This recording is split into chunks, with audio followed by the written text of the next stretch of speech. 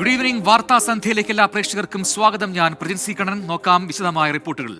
നാടകീയ നീക്കങ്ങൾക്കൊടുവിൽ MLA സ്ഥാനം രാജിവെച്ച് PV അൻവർ നിലമ്പൂരിലെ ഉപതെരഞ്ഞെടുപ്പിൽ മത്സരിക്കാൻ ഇല്ലെന്നും UDFനെ പിന്തുണയ്ക്കുമെന്നും വ്യക്തമാക്കിയ അൻവർ DCC പ്രസിഡന്റ് VS ജോയിയെ മണ്ഡലത്തിൽ സ്ഥാനാർത്ഥിയാക്കണമെന്ന് ആവശ്യപ്പെട്ടു. സ്ഥാനാർത്ഥിയെ കോൺഗ്രസും മുന്നണിയും ചേർത്ത് തീരുമാനിക്കുമെന്നാണ് UDF നേതാക്കളുടെ പ്രതികരണം. PV അൻവർ ഒരു ചലനവും ഉണ്ടാക്കില്ല എന്നാണ് CPIMന്റെ പ്രതികരണം. നിയമസഭാ മന്ദിരത്തിൽ നേരിട്ടെത്തിയാണ് സ്പീക്കർ AN ഷംസീറിന് PV അൻവർ രാജിക്കത്ത് കൈമാറിയത്. തൃണമൂൽ കോൺഗ്രസ് പ്രവേശനത്തിന് മുന്നോടിയായി മമതാ ബാനർജിയുടെ നിർദ്ദേശപ്രകാരമാണ് രാജിയെന്ന് PV അൻവർ. ഉപതെരഞ്ഞെടുപ്പ് നടന്നാൽ നിലമ്പൂരിൽ മത്സരിക്കില്ലെന്ന് വ്യക്തമാക്കിയ അൻവർ UDFന് നിരുപാധിക പിന്തുണ പ്രഖ്യാപിച്ചു. മലയോര ജനതയുടെ പ്രതിനിധിയായി VS ജോയിയെ സ്ഥാനാർത്ഥിയാക്കണമെന്ന് UDFനോട് അൻവർ. ആര്യാടൻ ഷൗക്കത്തിന് പരിഹാസം. മുരളിപ്പം സിനിമയ്ക്ക് എടുത്ത് നടക്കുന്ന കേട്ടോ. എനിക്ക് പുള്ളിയെ ഒരു സാംസ്കാരിക സിനിമാ നായകനൊക്കെ ആയിട്ട് എനിക്ക് പരിചയമുള്ളൂ. ആളുകൾക്ക് തന്നെ അറിയാമെന്നായിരുന്നു പരിഹാസത്തിന് ആര്യാടൻ ഷൗക്കത്തിന്റെ മറുപടി. CPIMനും സർക്കാരിനുമെതിരെ PV അൻവർ ഉയർത്തിയ നിലപാടുകളോട് യോജിക്കുന്നെന്ന് UDF നേതാക്കൾ പ്രതികരിച്ചു. എന്നാൽ നിലമ്പൂരിലെ സ്ഥാനാർത്ഥിയെ കോൺഗ്രസും മുന്നണിയും തീരുമാനിച്ചോളാമെന്ന് മറുപടി. അല്ല, അവിടെ എന്തായാലും ഉപതെരഞ്ഞെടുപ്പ് വരുമല്ലോ, അത് കോൺഗ്രസ് തീരുമാനിച്ചോളാം അവിടെ ആരാ സ്ഥാനാർത്ഥിയെന്ന്. കാരണം കോൺഗ്രസിന്റെ സീറ്റാണ്. PV അൻവറിന് മുന്നിൽ വാതിൽ അടച്ചിട്ടുമില്ല, ഇപ്പോൾ തുറന്നിട്ടുമില്ലെന്ന് പ്രതിപക്ഷ നേതാവ് VD സതീശൻ. അതേസമയം PV അൻവറിനെ അവഗണിക്കുമെന്ന സൂചനയാണ് CPIM നേതാക്കളുടെ പ്രതികരണങ്ങളിൽ വ്യക്തമായത്. അൻവറിന്റെ കാര്യം ഞങ്ങൾ പണ്ടേ വിട്ടതാണ്. ഒന്നുമില്ല. ഒരു പ്രശ്നവും ഞങ്ങൾ അതിന്റെ ഭാഗമായിട്ട് ചർച്ച ചെയ്യാൻ പോകുന്നു. രാജിക്ക് പിന്നാലെ PV അൻവറിനെ തൃണമൂൽ കോൺഗ്രസ് കേരള കൺവീനറായി മമതാ ബാനർജി നിയമിച്ചു. 24 തിരുവനന്തപുരം. മുഖ്യമന്ത്രിയുടെ പൊളിറ്റിക്കൽ സെക്രട്ടറി P ശശിയുടെ നിർദ്ദേശപ്രകാരമാണ് പ്രതിപക്ഷ നേതാവ് VD സതീശനെതിരെ 150 കോടി രൂപയുടെ ആരോപണം ഉന്നയിച്ചതെന്ന വെളിപ്പെടുത്തലുമായി PV അൻവർ. ആരോപണത്തിൽ VD സതീശനോട് PV അൻവർ മാപ്പ് ചോദിച്ചു. മാപ്പപേക്ഷ സ്വീകരിക്കുന്നുവെന്ന് VD സതീശൻ പ്രതികരിച്ചു. ആരോപണം തള്ളിയ P ശശി PV അൻവറിനെതിരെ നിയമ നടപടി സ്വീകരിക്കുമെന്ന് വ്യക്തമാക്കി. 2021 ഫെബ്രുവരി മാർച്ച് മാസങ്ങളിൽ 150 കോടി രൂപയാണ് ഇലക്ഷൻ ഫണ്ട് എന്ന നിലക്ക് കൈക്കൂലിയായി ശ്രീ VD സതീശന്റെ കയ്യിലെത്തിയിട്ടുള്ളത്. കേരയിൽ പദ്ധതി അട്ടിമറിക്കാൻ VD സതീശൻ കേരളത്തിന് പുറത്തുനിന്ന് 150 കോടി രൂപ കൈപ്പറ്റിയെന്നായിരുന്നു കഴിഞ്ഞ വർഷം ജനുവരി 31 PV അൻവർ നിയമസഭയിൽ ആരോപിച്ചത്. ഒരു വർഷം തികയും മുമ്പേ VD സതീശനോട് മാപ്പ് പറഞ്ഞ് PV അൻവർ. ഈ വിഷയത്തിൽ അദ്ദേഹത്തിനുണ്ടായ മാനഹാനിക്ക് ഞാൻ കേരള സമൂഹത്തോട് മാപ്പ് ചോദിക്കുകയാണ്. ആരോപണം ഉന്നയിക്കാൻ തനിക്ക് നിർദ്ദേശം നൽകിയത് P ശശിയാണെന്നും അൻവറിന്റെ വെളിപ്പെടുത്തൽ. Political secretary P ശശിയാണ്. ഇങ്ങനൊരു വിഷയമുണ്ട്, അത് നമുക്ക് സഭയിൽ ഉന്നയിക്കണം എന്ന് പറഞ്ഞു. ഈ വിഷയം ഡ്രാഫ്റ്റ് ചെയ്ത് എൻ്റെ അടുത്ത് തരികയും ഇന്ന രീതിയിലാണ് ഇത് വന്നിട്ടുള്ളത്, കൃത്യമായി എന്താ പറയുക, ടൈപ്പ് ചെയ്ത് തന്നിട്ടാണ്. CPIMലെ ഉന്നത നേതാക്കളുടെ നിർദ്ദേശപ്രകാരമാണ് P ശശിക്കെതിരായി പരാതിയുമായി രംഗത്ത് വന്നതെന്നും അൻവർ വെളിപ്പെടുത്തി. എന്നാൽ അതാരെന്ന ചോദ്യങ്ങൾക്ക് PV അൻവർ മറുപടി നൽകിയില്ല. അൻവറിന്റെ മാപ്പപേക്ഷ സ്വീകരിക്കുന്നെന്ന് പ്രതിപക്ഷ നേതാവ്. പിന്നെ എന്നോട് അഴിമതി ആരോപണം ഉന്നയിച്ചതിൻ്റെ പേരിൽ പൊതുമാപ്പ് പറഞ്ഞത് ഞാൻ തീർച്ചയായിട്ടും അത് സ്വീകരിക്കുന്നു. തനിക്കെതിരെയുള്ള PV അൻവറിന്റെ ആരോപണം P ശശി തള്ളി. PV അൻവറിനെതിരെ നിയമ നടപടി സ്വീകരിക്കുമെന്ന് P ശശി വ്യക്തമാക്കി. 24 തിരുവനന്തപുരം. തൊഴിൽ തട്ടിപ്പിനിരയായി റഷ്യൻ കൂലിപ്പട്ടാളത്തിൽ ചേർന്ന മലയാളി യുവാവിന് യുദ്ധത്തിൽ ദാരുണാന്ത്യം. തൃശൂർ കുട്ടനല്ലൂർ സ്വദേശി ബിനിൽ ബാബുവാണ് ഏറ്റുമുട്ടലിനിടെ മരിച്ചത്. ആക്രമണത്തിൽ ഗുരുതരമായി പരിക്കേറ്റ ജെയിൻ കുര്യൻ മോസ്കോയിലെ ആശുപത്രിയിൽ ചികിത്സയിലാണ്. കൂലിപ്പട്ടാളത്തിലകപ്പെട്ട ബിനിലിന്റെയും ജെയിനിന്റെയും മോചനത്തിനായി കുടുംബങ്ങൾ മുട്ടാത്ത വാതിലുകളില്ല. നിസ്സഹായാവസ്ഥ 24 പുറത്തു കൊണ്ടുവന്നതോടെ മലയാളി യുവാക്കളുടെ ദുരിതം പുറംലോകമറിഞ്ഞു. ഓർത്തഡോക്സ് സഭ അധ്യക്ഷനും വിഷയത്തിലിടപെട്ടു. എന്നാൽ അവസാന പ്രതീക്ഷയും ബാക്കിയാക്കിയാണ് ബിനിലിന്റെ മരണവിവരം ഇന്ന് പുറത്തുവന്നത്. ദിവസങ്ങൾക്ക് മുൻപ് റഷ്യ യുക്രൈൻ യുദ്ധത്തിൽ പരിക്കേറ്റ ജെയിൻ കുര്യനാണ് ബിനിലിന്റെ മരണവിവരം ബന്ധുക്കളിൽ ചിലരെ അറിയിച്ചത്. എന്നാൽ ഇന്ത്യൻ എംബസിയുടെ ഔദ്യോഗിക സ്ഥിരീകരണം ലഭിച്ചിരുന്നില്ല. ഇതിനു പിന്നാലെ ഗുരുതരമായി പരിക്കേറ്റ ജെയിനെ മോസ്കോയിലെ ആശുപത്രിയിലേക്ക് മാറ്റുകയും ചെയ്തു. ഇതോടെ ബിനിലിനെക്കുറിച്ചുള്ള വിവരങ്ങൾ അറിയാതെ ദിവസങ്ങളായി ബുദ്ധിമുട്ടിയ ബന്ധുക്കൾ പരാതിയുമായി വീണ്ടും ജനപ്രതിനിധികളെയും സർക്കാരിനെയും സമീപിച്ചിരുന്നു. ഇതിനിടയിലാണ് മരണവിവരം ഇന്ന് ഉച്ചയോടെ ഔദ്യോഗികമായി ഇന്ത്യൻ എംബസി കുടുംബത്തെ അറിയിച്ചത്. 24 തൃശൂർ. പത്തനംതിട്ടയിൽ ദലിത് പെൺകുട്ടിക്കെതിരായ ലൈംഗിക പീഡനത്തിൽ അറസ്റ്റിലായവരുടെ എണ്ണം 43 ഇന്ന് മാത്രം 15 പേരുടെ അറസ്റ്റാണ് രേഖപ്പെടുത്തിയത്. കേസന്വേഷണം CBIയെ ഏൽപ്പിക്കണമെന്ന് കോൺഗ്രസ് ആവശ്യപ്പെട്ടു. 18-കാരിയുടെ മൊഴിയിൽ അറസ്റ്റിലാകുന്നവരുടെ എണ്ണം കൂടുകയാണ്. സംശയമുള്ളവരെ കസ്റ്റഡിയിലെടുത്ത് പോലീസ് ചോദ്യം ചെയ്യുന്നുണ്ട്. 58 പേരെ ഇതിനകം തന്നെ തിരിച്ചറിഞ്ഞു. ഇതിൽ ചിലർ വിദേശത്താണ്. ആകെ 29 FIR ആണ് ജില്ലയിലെ വിവിധ സ്റ്റേഷനുകളിലായി രേഖപ്പെടുത്തിയത്. മഹിളാ മന്ദിരത്തിൽ പാർപ്പിച്ചിട്ടുള്ള പെൺകുട്ടിക്ക് കൗൺസിലിംഗ് നൽകുന്നുണ്ട്. കുട്ടിയുടെ മാതാപിതാക്കളുടെയും സഹോദരന്റെയും മൊഴി വീണ്ടും രേഖപ്പെടുത്താൻ അന്വേഷണ സംഘം തീരുമാനിച്ചു. സംഭവത്തിൽ ഞെട്ടിക്കുന്ന വിവരങ്ങളാണ് ഓരോ ദിവസവും പുറത്തുവരുന്നത്. കഴിഞ്ഞ വർഷം ജനുവരിയിൽ പത്തനംതിട്ട ജനറൽ ആശുപത്രിയിൽ പെൺകുട്ടിയെ 4 പേർ ചേർന്ന് പീഡിപ്പിച്ചെന്ന് FIRലുണ്ട്. പ്രതികളിൽ ഒരാളുടെ ബന്ധു ഇവിടെ ചികിത്സ തേടിയിരുന്നു. ഇവരെ കാണാനെന്ന വ്യാജേന പെൺകുട്ടിയെ എത്തിച്ച് ശുചിമുറിയിൽ വെച്ചായിരുന്നു പീഡനം. അന്വേഷണം CBIയെ ഏൽപ്പിക്കണമെന്ന് കോൺഗ്രസ് ആവശ്യപ്പെട്ടു. സ്പെഷ്യൽ ഇൻവെസ്റ്റിഗേഷൻ ടീം SIT ആയിരുന്നാലും ഈ കേസ് അട്ടിമറിക്കപ്പെടാൻ സാധ്യതയുണ്ട്. പ്രതികൾ രക്ഷപ്പെടാൻ സാധ്യതയുണ്ട്. അതുകൊണ്ട് തന്നെ കേന്ദ്ര ഏജൻസി CBI അന്വേഷണം ഈ വിഷയത്തിൽ അനിവാര്യമാണ് എന്ന് ഞാൻ കരുതുകയാണ്. DIG അജിത ബീഗത്തിന്റെ മേൽനോട്ടത്തിൽ പ്രത്യേക സംഘമാണ് കേസ് അന്വേഷിക്കുന്നത്. 24 പത്തനംതിട്ട. തിരുവനന്തപുരം നെയ്യാറ്റിൻകരയിലെ വിവാദ സമാധി തൽക്കാലം തുറക്കില്ല. കല്ലറ തുറക്കുന്നതിൽ തീരുമാനം നാളെയെന്നും ക്രമസമാധാന പ്രശ്നങ്ങൾ ഉണ്ടാകാതിരിക്കാൻ വേണ്ടിയാണ് ഇന്ന് പൊളിക്കാതിരുന്നതെന്നും ജില്ലാ ഭരണകൂടം വ്യക്തമാക്കി. കല്ലറ പൊളിക്കാൻ പോലീസ് സന്നാഹത്തോടെ ഉദ്യോഗസ്ഥർ എത്തിയത് നാടകീയ സംഭവങ്ങൾക്കാണ് ഇടയാക്കിയത്.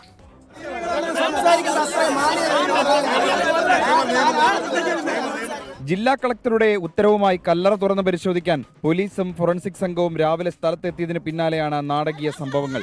പ്രതിഷേധവുമായി ഗോപൻ സ്വാമിയുടെ ഭാര്യയും മക്കളും രംഗത്ത്.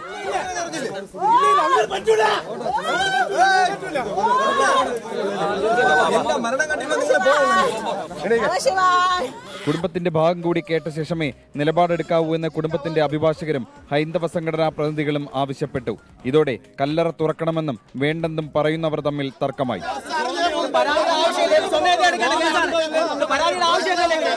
ക്രമസമാധാന പ്രശ്നമായി മാറിയതോടെ നടപടി നിർത്തിവെക്കാൻ സബ് കളക്ടർ തീരുമാനിച്ചു. ഇതുമായിട്ട് മുന്നോട്ട് പോകേണ്ട ഒരു ആവശ്യത്തെക്കുറിച്ച് തന്നെയാണ് പോലീസും പറയുന്നത്. അപ്പം അതിന്റെ ഇതിൽ നമ്മൾ പുതിയൊരു ഡേറ്റ് നിശ്ചയിച്ചിട്ട് വീണ്ടും ഇതായിട്ട് മുന്നോട്ട് പോകും. ഗോപൻ സ്വാമിയുടെ സമാധിയിൽ ബന്ധുക്കൾ പറയുന്നതാണോ പരാതിയിൽ പറയുന്നതാണോ ശരിയെന്ന അന്വേഷണമാണ് നടക്കുന്നതെന്ന് ജില്ലാ ഭരണകൂടം ബന്ധുക്കളെ അറിയിച്ചു. പൂജയൊക്കെയായി നടന്ന ഗോപൻ സ്വാമി ഒരു സുപ്രഭാതത്തിൽ മരണപ്പെട്ടെന്ന് നാട്ടുകാരറിയുന്നത് ഈ പോസ്റ്ററിലൂടെയാണ്. വിശ്വാസമോ ആചാരമോ എന്തുതന്നെയായാലും മരിച്ച ഒരാളെ ആരുമറിയാതെ സമാധി ഇരുത്തിയോ എന്നൊക്കെ പറഞ്ഞാൽ അതിൽ സംശയങ്ങളുണ്ടാവുക സ്വാഭാവികമാണ്. അത് നിയമപരമായി തന്നെ ദൂരീകരിക്കപ്പെടണം. ആറാലുമുട്ടിൽ നിന്നും ജിനുവിനുമൊപ്പം അജീഷ് ജയകുമാർ, 24. Welcome back. വാർത്താ സന്ധ്യ തുടരുന്നു. അടുത്ത റിപ്പോർട്ടിലേക്ക്. തൃശൂർ പീച്ചി ഡാം റിസർവോയറിൽ വീണ 4 വിദ്യാർത്ഥിനികളിൽ 2 പേർ മരിച്ചു. പട്ടിക്കാട് സ്വദേശികളായ അലീന, ആൻഗ്രേസ് എന്നിവരാണ് മരിച്ചത്. ചികിത്സയിൽ തുടരുന്ന 2 പേരുടെ ആരോഗ്യനില അതീവ ഗുരുതരമായി തുടരുകയുമാണ്. പട്ടിക്കാട് സ്വദേശി ഷാജന്റെയും സിജിയുടെയും മകൾ അലീന ചികിത്സയിലിരിക്കെ മരിച്ചത് ഇന്ന് പുലർച്ചെ ഉച്ചയ്ക്ക് 1:33 ആൻഗ്രേസും മരണത്തിന് കീഴടങ്ങി. വെള്ളത്തിൽ വീണ് പരിക്കേറ്റ മറ്റു 2 കുട്ടികളുടെയും ആരോഗ്യനില ഗുരുതരമായി തുടരുകയാണ്. തൃശൂർ മെഡിക്കൽ കോളേജിൽ നിന്ന് വിദഗ്ധ ഡോക്ടേഴ്സിനെ കൂടി ഉൾപ്പെടുത്തി പ്രത്യേക മെഡിക്കൽ സംഘം രൂപീകരിച്ചാണ് ചികിത്സ തുടരുന്നത്. പട്ടിക്കാട് സ്വദേശി 16 വയസ്സുള്ള അയറിൻ, പീച്ചി സ്വദേശി 12 വയസ്സുള്ള നിമ എന്നിവരാണ് ചികിത്സയിൽ തുടരുന്നത്. നമുക്ക് ലഭ്യമാകാവുന്ന ഏറ്റവും നല്ല ചികിത്സയാണ് ഇവിടെ ലഭ്യമാക്കിക്കൊണ്ടിരിക്കുന്നത്. ക്രിട്ടിക്കൽ കെയറിൽ പ്രത്യേകമായി രൂപീകരിക്കപ്പെട്ട ICUവിൽ തന്നെ പൂർണ്ണസമയം വെന്റിലേറ്ററിൽ ആണെന്നുള്ളത് കൊണ്ട് പൂർണ്ണസമയ സുരക്ഷയോടും ശ്രദ്ധയോടും കൂടിയിട്ടാണ് കാര്യങ്ങൾ നോക്കിക്കൊണ്ടിരിക്കുന്നത്. ഇന്നലെ ഉച്ചയ്ക്ക് പീച്ചി ഡാം സന്ദർശിക്കാനെത്തിയപ്പോഴാണ് 4 അംഗ സംഘത്തിലെ ഒരാൾ റിസർവോയറിൽ വീഴുന്നത്. കാൽവഴുതി വീണയാളെ രക്ഷിക്കാൻ ശ്രമിച്ചതോടെ മറ്റു 3 പേരും മുങ്ങിത്താഴുകയായിരുന്നു. അപകടത്തിൽപ്പെട്ട പീച്ചി സ്വദേശി നിമയുടെ സഹോദരി ഹിമയുടെ സുഹൃത്തുക്കളാണ് ആൻഗ്രേസും അയറിനും അലീനയും. 24 തൃശൂർ. 2ാം ദിവസവും ഫലം കാണാതെ വയനാട് പുൽപ്പള്ളി അമരക്കുനിയിലെ കടുവ ദൗത്യം. ഇന്ന് പുലർച്ചെ 1 ആടിനെ കൂടി കടുവ പിടികൂടി. ഇന്ന് രാത്രിയും പട്രോളിംഗും ആകാശ നിരീക്ഷണവും വനം വകുപ്പ് തുടരും. വനം വകുപ്പിന്റെ പട്രോളിംഗ്, ഡ്രോൺ നിരീക്ഷണം, കുങ്കിയാനകൾ എല്ലാം സജ്ജം. ഇതിനിടയിൽ വീണ്ടും പുലർച്ചെ കടുവയെത്തി. അമരക്കുനിയുടെ 1 കിലോമീറ്റർ മാത്രം അപ്പുറത്തുള്ള ദേവർഗദ്ദ തുപ്ര റോഡിൽ കേശവന്റെ കറവയുള്ള ആടായിരുന്നു ഇര. കടുവയെ നേരിട്ട് കണ്ടതിന്റെ നടുക്കം വിട്ടുമാറിയിട്ടില്ല. കേശവനും ഭാര്യ സുലോചനയ്ക്കും. കിടന്നുമ്പോൾ ശബ്ദം കേട്ടു, പൊട്ടപ്പൊട്ടോന്ന് ശബ്ദം കേട്ടു. അത് പെണ്ണുങ്ങൾ പറഞ്ഞു അത് കടുവ വന്നിട്ട് തോന്നുന്നു ആടിനെ പിടിച്ചു എന്ന് പറഞ്ഞു. അന്നേരം ചാടി ഇറങ്ങി, ചാടി നമ്മൾ ഇവിടെ എത്തി. കടുവ ആടിനെ പിടിച്ചു, അവിടെ പിടിച്ചിട്ട് അല്ല ചേട്ടനെ. അല്ലെങ്കിൽ ഇത് കടുവയുടെ പുറകെ ഓടിപ്പോയി എന്താക്കുമെന്ന് പറഞ്ഞ് ഞാൻ ഓടി ഇറങ്ങി അവിടെ ചെന്നിട്ട് ഇങ്ങനെ പിടിച്ച് വലിച്ചുകൊണ്ട് വന്നു മാവിൻ്റെ അവിടുന്ന്. ഇവിടെ ക്യാമ്പ് ചെയ്തിരുന്ന ചെതലത്ത് റേഞ്ച് ഓഫീസർ രാജീവിന്റെ നേതൃത്വത്തിലുള്ള വനംവകുപ്പ് സംഘം ഉടനെത്തി കടുവയ്ക്കായി കൂട് സ്ഥാപിച്ചു. കൂടിന്റെ തൊട്ടടുത്ത് വരെ കടുവയെത്തി. കടുവ കേബിളിൽ തട്ടിയതോടെ കൂട് അടഞ്ഞു. പകൽ സമയത്ത് ഇത് ടോട്ടലി ഇനാക്റ്റീവ് ആണെന്ന് തന്നെ പറയാം. നമ്മുടെ തെർമൽ ഡ്രോൺ ഉപയോഗിച്ചുള്ള പരിശോധനയിലും ഇന്ന് പുലർച്ചെ, അതായത് വെളുപ്പാവുന്നതിന് മുമ്പ് ഇതിൻ്റെ ദൃശ്യങ്ങൾ ലഭിച്ചിരുന്നു. അപ്പം അത്തരം കാര്യങ്ങളിൽ നിന്ന് നമുക്ക് മനസ്സിലാവുന്നത് ഈ ടൈഗർ ഈ 2 കിലോമീറ്റർ ചുറ്റുപ്രദേശത്ത് ഉണ്ട് എന്നുള്ളത് നമുക്ക് ഏറെക്കുറെ തീർച്ചപ്പെടുത്താൻ കഴിയും. ദൗത്യം തുടരുന്നതിനാൽ ഇന്ന് അമരക്കുനി മേഖലയിലെ വിദ്യാഭ്യാസ സ്ഥാപനങ്ങൾ അടഞ്ഞുകിടന്നു. ഡോക്ടർ അരുൺ സക്കറിയുടെ നേതൃത്വത്തിലുള്ള സംഘവും സ്ഥലത്ത് ക്യാമ്പ് ചെയ്യുന്നുണ്ട്. 24 വയനാട്.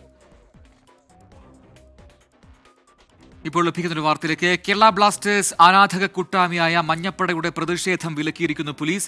കസ്റ്റഡിയിലെടുക്കുമെന്നാണ് ഭീഷണി. 5:30 റാലി നടത്താനായിരുന്നു മഞ്ഞപ്പടയുടെ തീരുമാനം. അനിൽ കെ വാസുദേവ് കല്ലൂർ സ്റ്റേഡിയത്തിൽ നിന്ന് ചേരുന്ന ഏറ്റവും പുതിയ വിവരങ്ങളുമായി. അനിൽ, കല്ലൂർ സ്റ്റേഡിയത്തിൽ ഇന്ന് മഞ്ഞപ്പട പ്രതിഷേധിക്കുമെന്ന് നേരത്തെ അറിയിച്ചതാണ്. മാനേജ്മെന്റിനെതിരെ വലിയ പ്രതിഷേധം അവർക്കിടയിൽ ഉണ്ടായിട്ടുമുണ്ട്. പക്ഷേ ഇപ്പോൾ പോലീസിന്റെ ഭീഷണി എന്താണ്? അതിൽ മഞ്ഞപ്പട എങ്ങനെ പ്രതികരിക്കുന്നു? നിലവിലെ സാഹചര്യം എന്ത് സ്റ്റേഡിയത്തിൽ? അനിൽ. പ്രജൻ, ഇന്ന് ഈ കേരള ബ്ലാസ്റ്റേഴ്സ് മാനേജ്മെന്റിനെതിരായ പ്രതിഷേധം ഒന്നുകൂടി കടുപ്പിക്കാനായിരുന്നു മഞ്ഞപ്പടയുടെ തീരുമാനം ഉണ്ടായിരുന്നത്. അതിന് പ്രകാരം മഞ്ഞപ്പട ഇന്ന് ഒരു പ്രതിഷേധ റാലിക്ക് ആഹ്വാനം ചെയ്തിരുന്നു.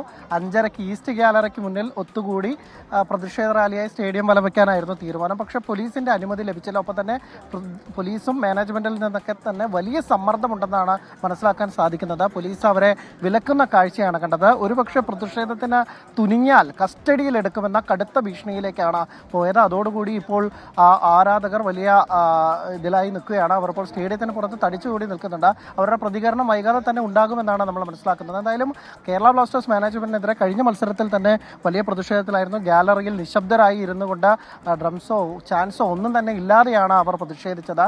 എന്നിരുന്നാൽ അത് കണ്ടെങ്കിലും ഏതെങ്കിലും തരത്തിൽ മാനേജ്മെന്റ് പിന്മാറുമെന്നാണ് കരുതിയത്. പക്ഷേ അതുണ്ടായില്ല. ഒട്ടും തന്നെ പുതിയ സൈനിങ്ങുകളോ ഒപ്പം തന്നെ പുതിയ കോച്ചിന്റെ കാര്യത്തിലോ ഒന്നും തന്നെ ഒരു തീരുമാനമുണ്ടാവില്ല. ഇതോടുകൂടിയാണ് കൂടുതൽ കടുത്ത നടപടികളിലേക്ക് അല്ലെങ്കിൽ കടുത്ത പ്രതിഷേധങ്ങളിലേക്ക് പോകാൻ അവർ തീരുമാനിച്ചത്. അതിന് പ്രകാരമാണ് ഇന്ന് റാലിക്ക് ആഹ്വാനം ചെയ്തത്. പക്ഷേ ഇന്ന് ഇപ്പോൾ അവരെ തടയുന്ന ഒരു പോലീസ് നടപടിയാണ് കാണുന്നത്. പോലീസ് അറസ്റ്റ് ചെയ്യും അല്ലെങ്കിൽ കസ്റ്റഡിയിലെടുക്കുമെന്ന ഭീഷണിയാണ് ഇതിൻ്റെ കമ്മിറ്റി ഭാരവാഹികൾ അല്ലെങ്കിൽ മഞ്ഞപ്പടയുടെ ഗ്രൂപ്പിലുള്ളവരോട് പറഞ്ഞിരിക്കുന്നത്. അതിന് പ്രകാരം അവർ ഇപ്പോൾ സ്റ്റേഡിയത്തിന് മുന്നിൽ തടിച്ചുകൂടി തന്നെയാണ് ഇരിക്കുന്നത്. റാലി ഉണ്ടാകുമോ എന്ന കാര്യത്തിൽ ഇപ്പോഴും പ്രതികരണമില്ല. എന്താണ് അവരോട് പറഞ്ഞത് എന്ന കാര്യത്തിലും ഇനി അറിയേണ്ടിയിരിക്കുന്നു. അവർ മാധ്യമങ്ങളോട് പ്രതികരിക്കാൻ വേണ്ടി കാത്തിരിക്കുകയാണ്. അവർ ഇപ്പോൾ തടിച്ചുകൂടിയിരിക്കുന്ന കാഴ്ചയാണ് നമുക്കിപ്പോൾ കാണാൻ സാധിക്കുന്നത്. എന്തായാലും വലിയ ഒരു നിരാശയുണ്ടാക്കുന്ന കാര്യം തന്നെയാണ്. ഒരുപക്ഷെ കേരള ബ്ലാസ്റ്റേഴ്സ് എന്ന് പറഞ്ഞാൽ അവരുടെ ആരാധകരാണ്. ഇത്ര കാലമായി ഈ ക്ലബിൻ്റെ ഒരു സിഗ്നേച്ചർ അല്ലെങ്കിൽ അവർക്ക് ലോകമെമ്പാടും ഇത്ര പ്രശസ്തി നേടിക്കൊടുക്കുന്നതിൽ മഞ്ഞപ്പട അല്ലെങ്കിൽ കേരള ബ്ലാസ്റ്റേഴ്സ് ആരാധകരുടെ പങ്ക് ചെറുതല്ല. ടീമിന് ഇതുവരെ 11ാം സീസണിൽ എത്തിയിട്ട് പോലും ഒരു കിരീടം നേടാൻ സാധിച്ചിട്ടില്ലാതിരുന്നിട്ട് കൂടി ഈ ബ്ലാസ്റ്റേഴ്സിന്റെ ലോയൽ ഫാൻസ് ആയിട്ടുള്ള ഇവരുടെ പിന്തുണ ഇക്കാലം അത്രയും ഉണ്ടായിരുന്നു. എന്തായാലും മഞ്ഞപ്പട ആ രീതിയിൽ അവരുടെ വികാരം പ്രകടിപ്പിക്കുകയായിരുന്നു. നേരത്തെ പ്രതിഷേധിക്കും എന്നറിയിച്ചതാണ്. പക്ഷേ ഇപ്പോൾ പോലീസ് ഭീഷണി മുഴക്കിയിട്ടുണ്ട്. അറസ്റ്റ് ഉണ്ടാകുമെന്നടക്കമുള്ള കാര്യങ്ങൾ പറഞ്ഞു. അതോടെയാണ് ഇപ്പോൾ മഞ്ഞപ്പട എന്തു ചെയ്യണം എന്നറിയാത്തൊരു സ്ഥിതിയിലേക്ക് മാറിയത്. അനിൽ വാസുദേവാണ് കല്ലൂർ സ്റ്റേഡിയത്തിന് മുന്നിൽ നിന്ന് വിശദാംശങ്ങൾ നൽകിയത്. വളരെ പ്രധാനപ്പെട്ട ഒരു വാർത്ത ഇപ്പോൾ വരുന്നു. ഹണി റോസിന് എതിരായ പരാമർശവുമായി ബന്ധപ്പെട്ട് രാഹുൽ ഈശ്വറിന് തിരിച്ചടി ഉണ്ടായിരിക്കുന്നു ഹൈക്കോടതിയിൽ നിന്നും. അറസ്റ്റ് തടയണമെന്ന ആവശ്യം ഹൈക്കോടതി അംഗീകരിച്ചില്ല എന്നാണ് നിലവിൽ മനസ്സിലാക്കാൻ കഴിയുന്നത്. മുൻകൂർ ജാമ്യാപേക്ഷയിൽ ഹൈക്കോടതി പോലീസിന്റെ നിലപാട് തേടുകയും ചെയ്തിട്ടുണ്ട്. വിഷ്ണു സുരേഷ് നൽകുന്നതിന് ഏറ്റവും കൂടുതൽ വിവരങ്ങൾ. വിഷ്ണു, ഹണി റോസിൻ്റെതായ പരാമർശത്തിൽ ഇപ്പോൾ ഈ രാഹുൽ ഈശ്വറിന് തിരിച്ചടി ഉണ്ടായിരിക്കുന്നത് എന്താണ്? പോലീസ് ഈ രീതിയിൽ ഒരു നിലപാടിലേക്ക് പോകാൻ കാരണം? വിശദാംശങ്ങൾ എന്തൊക്കെ? പ്രജിൻ, ഈ കേസ് ഈ പരാതി നൽകിയതിന് തൊട്ട് പിന്നാലെയാണ് അറസ്റ്റ് ഭയന്ന അല്ലെങ്കിൽ കസ്റ്റഡി ഭയന്ന രാഹുൽ ഈശ്വർ മുൻകൂർ ജാമ്യാപേക്ഷയുമായി ഹൈക്കോടതിയെ സമീപിച്ചത്. ഇന്ന് വൈകിട്ടോടുകൂടി ആ കേസ് മെൻഷൻ വരികയും ചെയ്തു. ആ ഘട്ടത്തിലാണ് ഹൈക്കോടതി നിലപാട് വ്യക്തമാക്കിയത്. നിലവിൽ ഈ അറസ്റ്റ് തടയാനാവില്ല എന്ന ഹൈക്കോടതി നിലപാട് സ്വീകരിച്ചു. അത് പ്രത്യേകിച്ച് പോലീസ് നിലപാട് കൂടി അറിഞ്ഞ ശേഷമായിരിക്കും സാധാരണഗതിയിൽ മുൻകൂർ ജാമ്യം അപേക്ഷിക്കുക അല്ലെങ്കിൽ അത് പരിഗണിക്കുകയോ നൽകുകയൊക്കെ ചെയ്യുക. നിലവിൽ പോലീസിനോട് റിപ്പോർട്ട് തേടിയിരിക്കുകയാണ്. ഈ വിഷയത്തിൽ എന്താണ് പോലീസിന്റെ നിലപാടെന്നുള്ളത്. പോലീസ് റിപ്പോർട്ട് നാളെ തന്നെ സമർപ്പിക്കുമെന്നാണ് മനസ്സിലാവുന്നത്. അതിനുശേഷമായിരിക്കും നിലവിൽ ഈ കേസുമായി ബന്ധപ്പെട്ട് ഇയാൾ സമർപ്പിച്ച മുൻകൂർ ജാമ്യാപേക്ഷയിൽ ഒരു തീരുമാനമുണ്ടാകുക. പക്ഷേ പോലീസ് ഇതുവരെ എഫ്ഐആർ ഇട്ടിട്ടില്ല എന്നുള്ളതാണ് ഏറ്റവും പ്രധാനപ്പെട്ട കാര്യം. പോലീസ് പ്രാഥമികമായ അന്വേഷണം നടത്തി വരികയാണ്, ഡിജിറ്റൽ തെളിവടക്കം പരിശോധിക്കുകയാണ്. അതെല്ലാം അടങ്ങിയ ഒരു റിപ്പോർട്ടായിരിക്കും പോലീസ് കോടതിയിൽ സമർപ്പിക്കുക. ഒരുപക്ഷെ കോടതി നിർദ്ദേശപ്രകാരം പോലീസ് കേസെടുക്കാനുള്ള ഒരു സാധ്യതയും നിലവിലുണ്ട്. അതായത് അതിനു മുൻപ് പോലീസ് രാഹുൽ ഈശ്വറിനെ കസ്റ്റഡിയിൽ എടുക്കുകയാണെങ്കിൽ അതിനൊരു നിയമപരിരക്ഷ രാഹുലിന് കിട്ടില്ല എന്നുള്ളതാണ് ഈ നിലവിലെ കോടതി നിലപാട് നമുക്ക് സൂചിപ്പിക്കാനാകുക. രാഹുൽ ഈശ്വറിന് ഒരല്പം പ്രതിസന്ധിയുണ്ട് ഈ വിഷയത്തിൽ.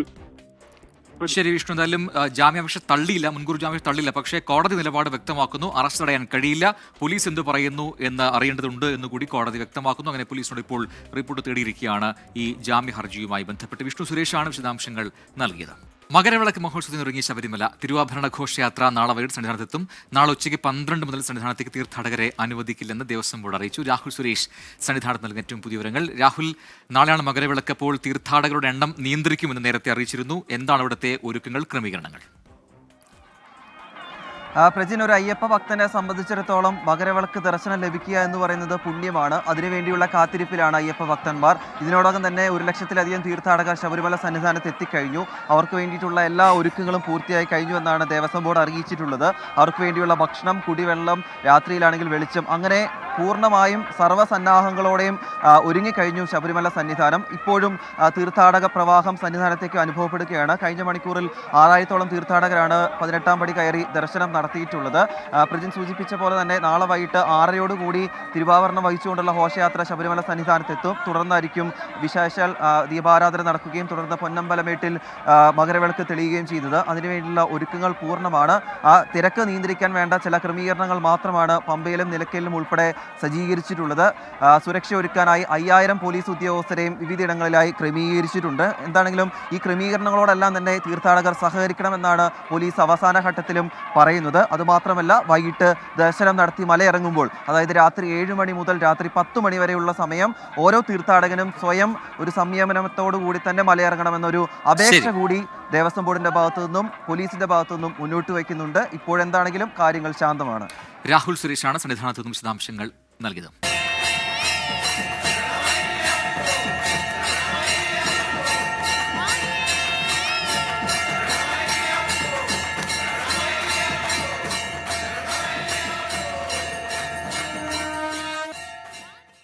ഇനി ഇന്നത്തെ സ്വർണ്ണവില. ഇന്നത്തെ സ്വർണ്ണനിരക്ക് സമർപ്പിക്കുന്നത് സ്പർശ ഗോൾഡ് ആൻഡ് ഡയമണ്ട്സ്. ഫിജിറ്റലാകൂ ഇനി സ്പർശയോടൊപ്പം.